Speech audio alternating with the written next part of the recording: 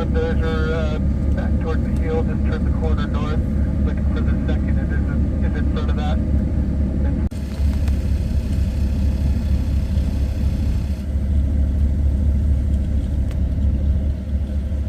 Fire. Beyond that, real active edge. Most of it just coming up on Patterson Road. Correction, Peterson Road.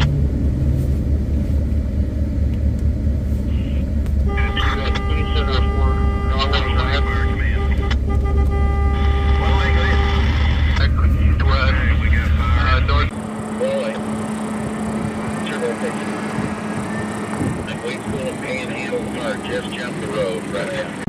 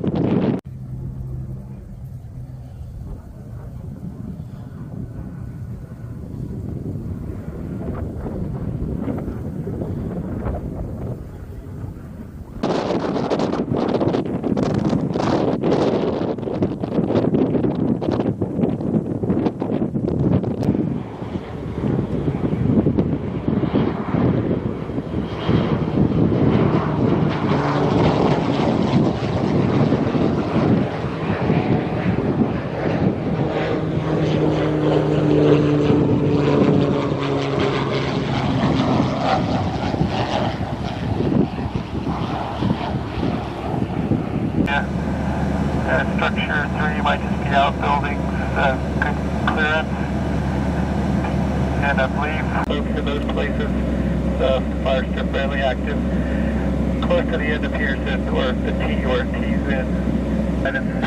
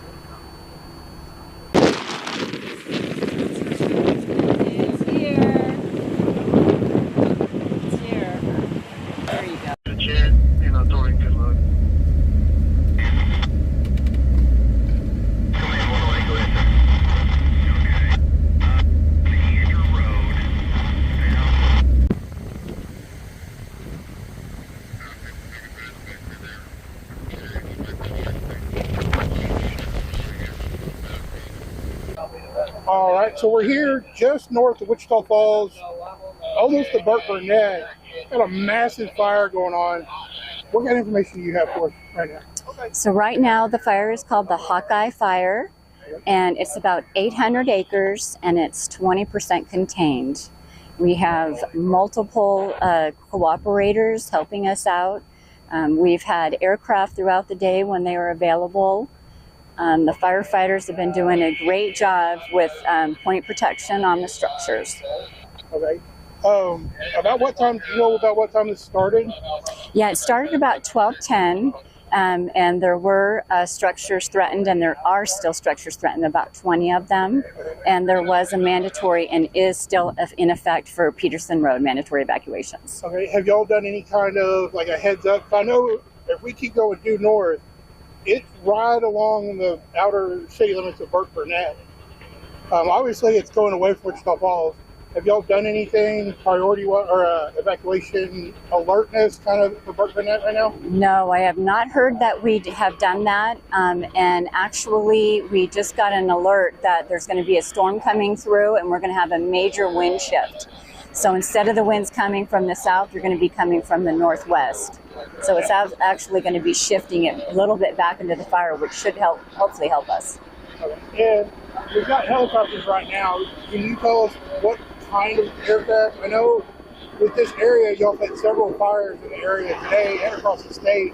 Has that made it a little bit harder for resources to get here?